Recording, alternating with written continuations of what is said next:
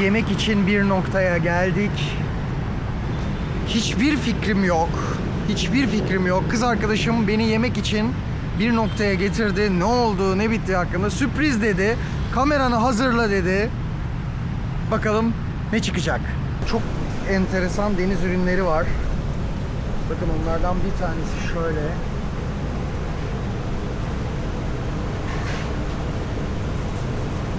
Canlılar, görüyor musunuz? Hani buna alışığız. Bunu oldukça fazla buluyoruz ama şu çok enteresan.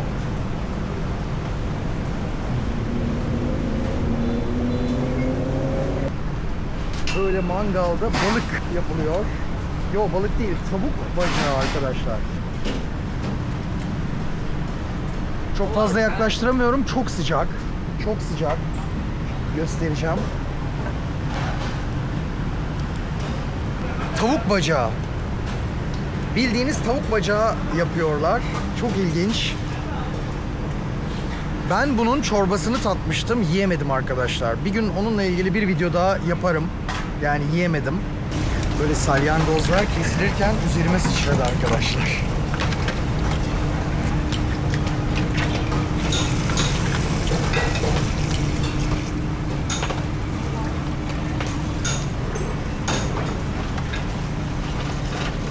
Bu çok ilginç. Bundan alınır ya. Bundan yenir.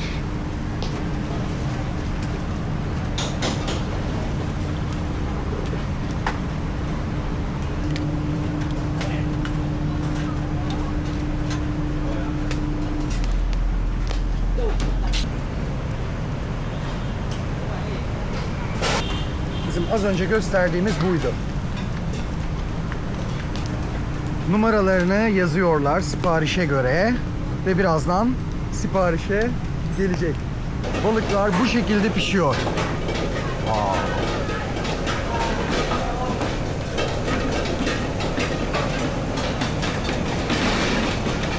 Böyle bir restorandayız dostlar.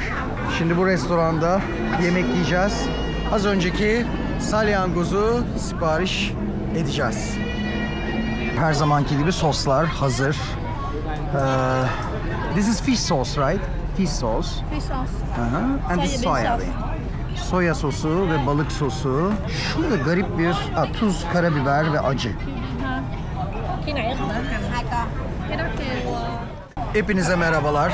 Şimdi bir restoranta geldik. Deniz ürünleriyle dolu bir restoran. İlginç yiyecekler var.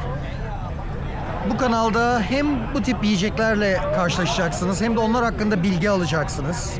Yani sadece böyle yemek yenilen bir kanal değil, onların tarihçeleri ya da ne şekilde hazırlandıklarını göreceksiniz. Ben birazdan bir tanesini sipariş ettim. Doğrudan doğruya nasıl hazırlandığını da gösterdim. Bazen göstereceğim, bazen gösteremeyeceğim. Burada sağ olsunlar bir miktar izin verdiler, tamamen izin vermiyorlar. Genel olarak güzel bir restoran, ailelerin geldiği bir yer. Ama hani şunu da yapmak istemiyorum. Böyle hani sizleri bağlamak için yok çok ilginç işte böcekler şunlar bunlar falan. Denk gelirsek gerçekten denemek istersem deneyeceğim. Onun dışında zaten hemen hemen burada ne yersem yiyeyim, hayatımda ilk defa yiyorum. Benimle birlikte takip ettiğiniz için teşekkür ederim.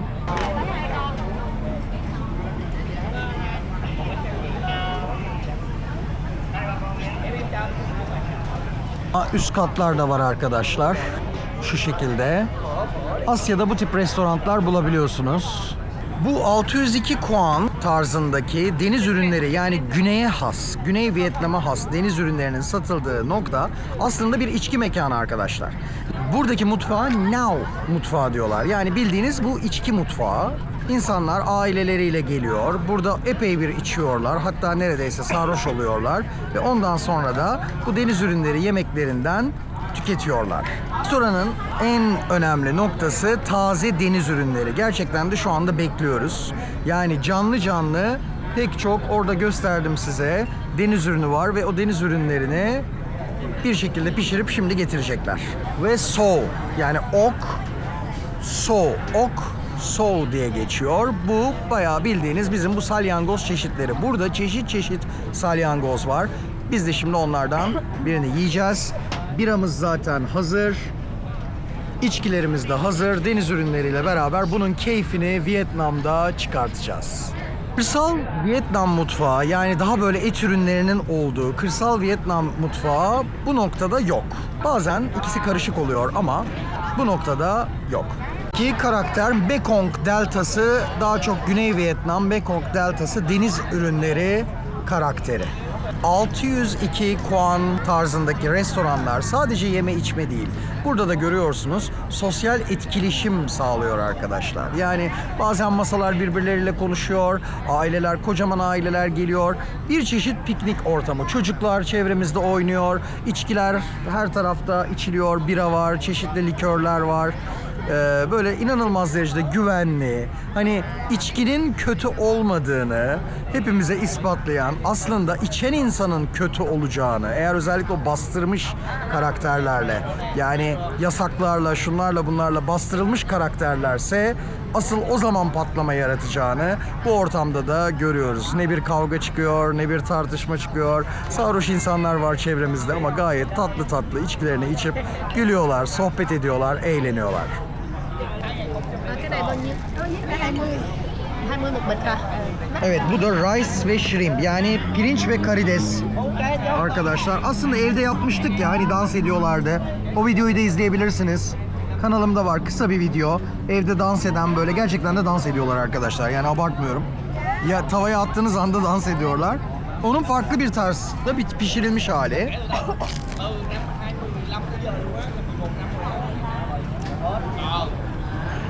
Ya çok güzel. Sao lâu quá vậy ta? Có chị lâu quá. Bu kanal hiçbir şekilde reklam barındırmıyor. Bu kanalda reklam yok arkadaşlar. Ama buranın birasına... Ya ben Saigon biraya bayılıyorum. Çok içmiyorum. Yani yaş gereği. Hem göbek de yapıyor. 40 yılın başında içerim ama böyle inanılmaz hafif. Sanki böyle Miller kıvamında. Ama inanılmaz güzel, çok ucuz. Harika bir bira. Yeni bir bilgiyi hemen paylaşayım. Burada doğrudan lokallerleyim. Sevgilim zaten doğrudan doğruya lokal, yani yerel. Bunun içinde kokonat tozu da oluyormuş arkadaşlar. Yani kokonatı da karıştırıyorlarmış. Onu söyledi.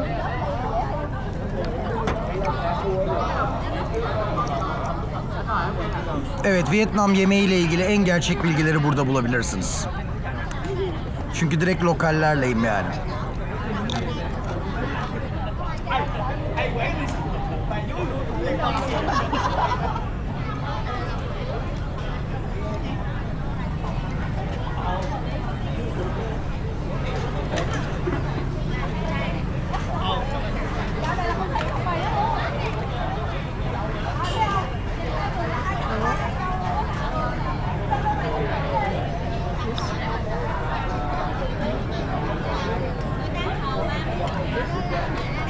Hai soda.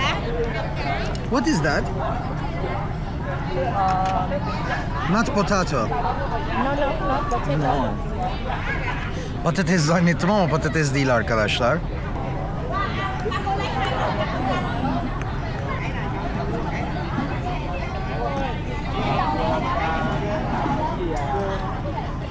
Turpmuş arkadaşlar o ya. Ben bunu böyle yanlış yere batırıyorum. Bunları hala öğrenemedim ama 50 tane sos var arkadaşlar. Bunu zencefile batırıyorsunuz. Yani bu zencefil, ginger sosu dedikleri sosa batırıyorsunuz.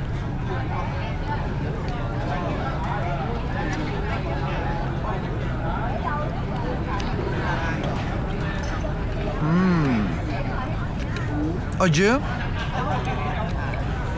Bayağı acı. Ama çok güzel.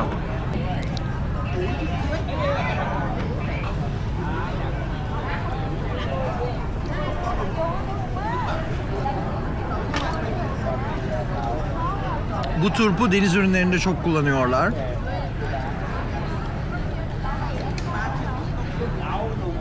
Mushroom. What's that? Mushroom. Mantar. Mantarı aldık. Yine sosumuza batırıyoruz. Deniz ürünlü işte bu sosla yiyoruz.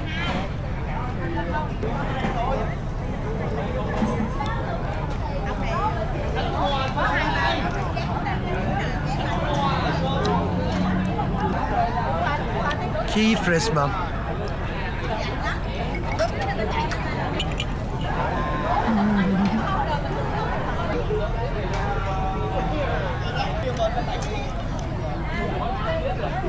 Normalde onlar öyle yemiyor ama ben bunu yanında ekmek niyetine yiyorum arkadaşlar. Kültür böyle bir şey. Ne kadar etkileşime girersek girelim, Anadolu kültüründen geldiğim belli. Arkadaşlar bir yemek daha geldi. İşte bu benim size kızarışını gösterdiğim, kızarmasını gösterdiğim yemek. Bu çok ilginç. Bundan alınır ya. Bundan yenir.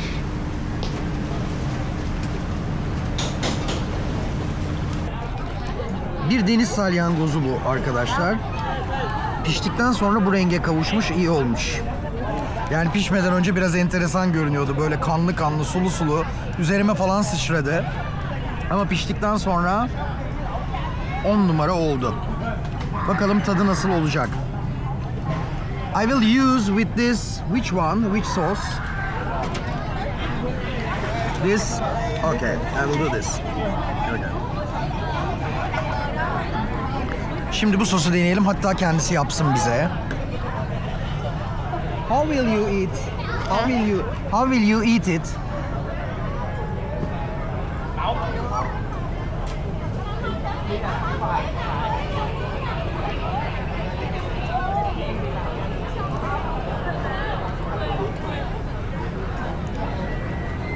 Okay, eliyle yiyor, harika, en sevdiğim. Benim denememde güleceksiniz.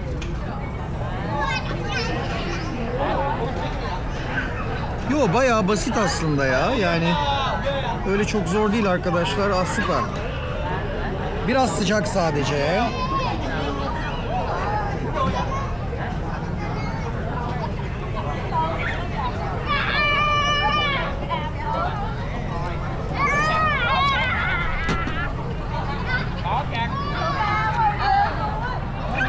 Yemin ediyorum muhteşem. Tadı neye benziyor?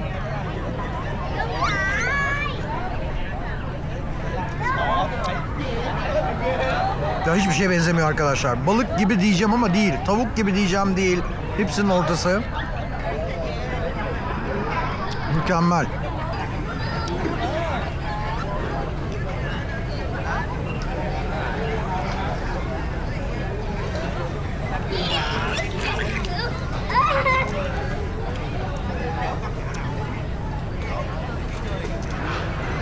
Tuekvui.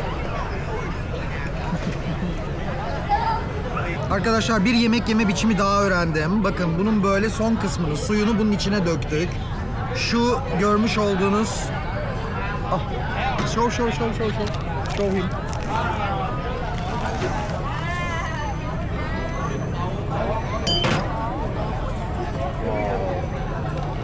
Đây là món gì anh? Come on, Ratmıyor. Dạ rồi.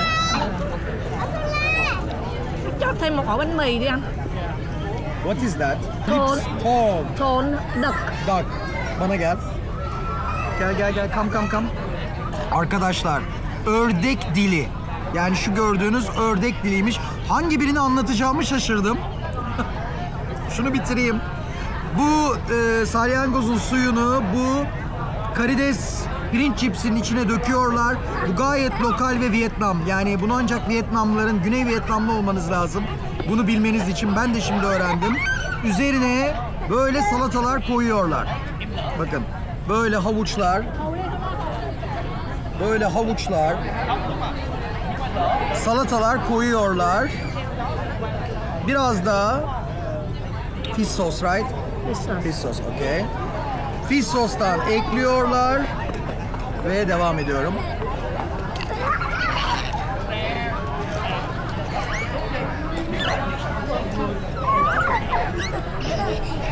Mükemmel. Tam bunu yedim. Bunu anlatayım. Bu da ördek dili. You can use Like that? bánh mì trên ra. Ah, okay. I can eat like that. Yeah, come please. Please come. Arkadaşlar, ördek dili or not the, this is like not tongue. It's like food or feet. Are you sure? Very interesting. Arkadaşlar ördek dili.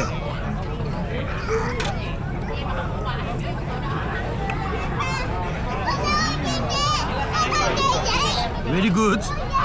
Çok iyi.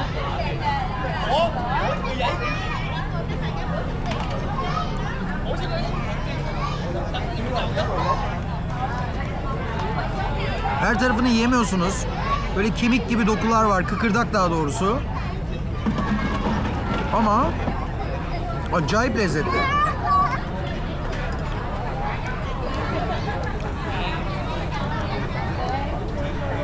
Arkadaşlar bütün itirazlara rağmen bakın ne yapıyorum. Ekmek arasına itirazlara çünkü öyle yenmez dedi haklı olarak.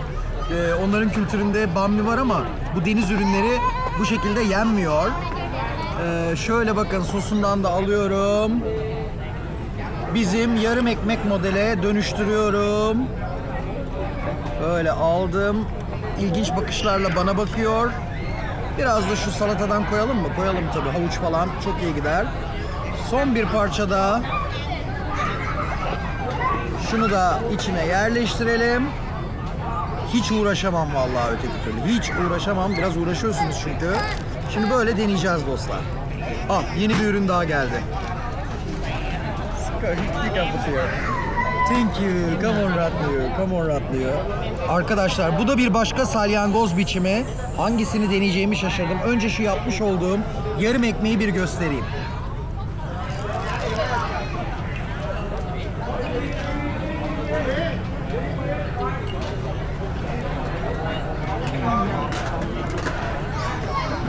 Nasıl biliyor musunuz? Kokoreçin beyaz kısmı var ya, ilk o aklıma geldi. Kokoreçin beyaz kısmını düşünün. Onu seviyorsanız buna bayılırsınız. Hangisini deneyeceğimi şaşırdım, yemin ediyorum. Şunu birazdan göstereyim. Salom. Vietnamca'daki ismi bu. Yine bir salyangoz çeşidi, böyle bir sürü var. Bunu böyle elinizle alıyorsunuz. Which one? Balık sosu dendi. Balık sosuna batırıyorum.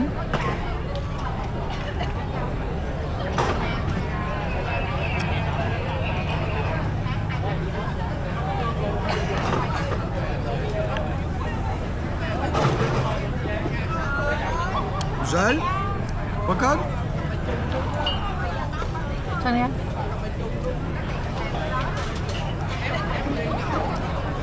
Arkadaşlar ilk başta katı zannediyorsunuz.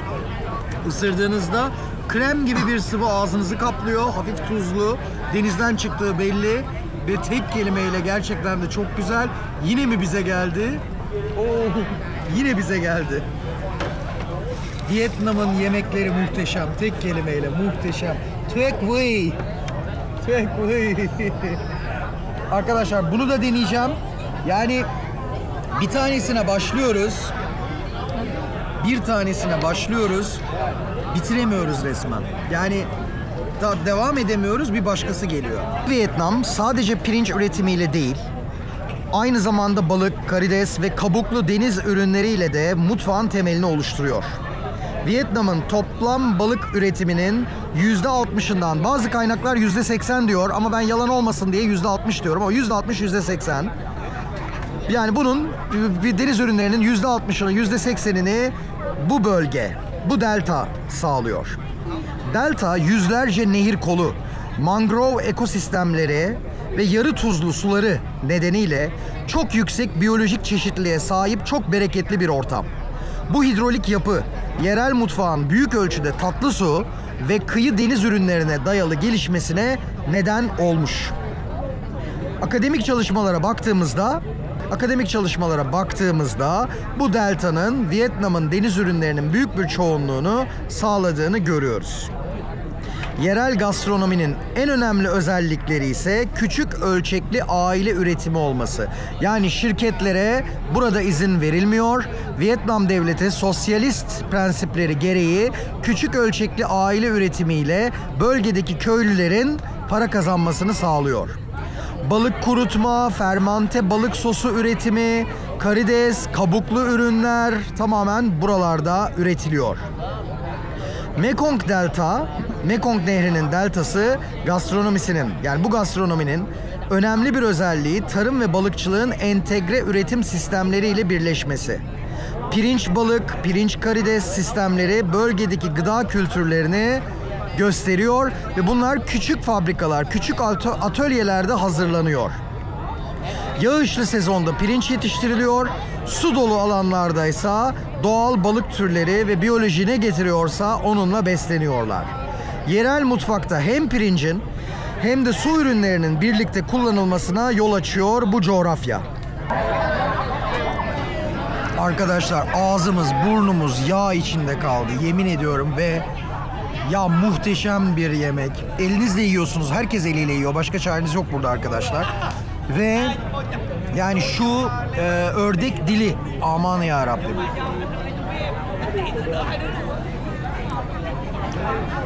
Dilimin kemiği yok der ya. Değil. Kemiği var. Ben hayatımda ilk defa bunu yiyorum. Muhteşem bir şeymiş. Yemeğimizi bitirdik. İçki seviyesi yükseldiği için ses biraz fazlalaştı. Çocuklar zaten öncesinde de ses yapıyordu. Onlar hala oyun oynamaya devam ediyor. Çok güzel bir kültür. Yani Instagram'dan dostlar, arkadaşlar soruyorlar. Geri dönmeyi düşünüyor musun? İşte tatilde misin yoksa kalacak mısın? Yani geri dönmeye imkan yok arkadaşlar. O kadar huzurlu ki. Yani düşünün, şöyle düşünün. Türkiye'de ailenizle içkili, gayet her masada içkinin olan bir yerde rahat rahat oturamazsınız. Ben burada sevgilimle birlikte rahat rahat oturuyorum. Hiçbir sorun yok. İnsanlar birbirlerine gülümsüyor. Ya bazı ses yükseliyor doğal olarak. Yani çünkü alkol seviyesi yüksek. Biz çok içmedik. Biz bir bira içtik. Ben böyle çok aşırı sarhoş olmayı seven bir adam değilim. Ama arada bir böyle haftada 1-2 bira içerim. Özellikle deniz ürünleri ki Vietnam zaten deniz ürünleri yani. İnanılmaz tatlı ortam, böyle çok zengin, yani gerçekten zenginlik bu işte. Yani asıl zenginlik bu. Aileleriyle beraber mutlu mutlu, huzurlu huzurlu, kavga yok, çatışma yok, tartışma yok. Yok şu masa eşime baktı, yok şu masa kızıma baktı, yok bilmem ne. Hiç böyle kavramlar yok. Çünkü bakmıyorlar, yani o şekilde insanlar değiller. Çok huzurlu, çok güzel, böyle ortamda hep beraber yemek yedik. Birazdan da yola çıkacağız. Yani politika yok, saçma sapan ötekileştirmeler yok, sen hangi etnik kökendesin, kafir, inançsız bilmem ne, bunların hiçbirisi yok. Yani insanlar sormuyor bile. Hani etnik, burada 54 tane etnik köken var. Bir sürü inanç var. Neye inanıyorsun? Yani where are you from? Bana diyorlar tabii. Ben turistim ama hiçbir şekilde ötekileştirmek için değil. Merakla soruyorlar. Ya insanlar böyle gerçekten sizi kucaklıyor. Birbirlerini kucaklıyor. Hiçbir ötekileştirme yok. Böyle ortalıkta bir polis baskısı ya da şu bu, bunların hiçbirisi yok. Ben yaşamadım. 4. aydayım. 4. ay bitiyor. Neredeyse 6 aya geleceğiz yani. 2. vize dönemimdeyim. Hiçbir şekilde rahat rahat, mutlu ve huzurlu bir biçimde, yani az parayla mutlu ve huzurlu bir biçimde yaşıyorsunuz.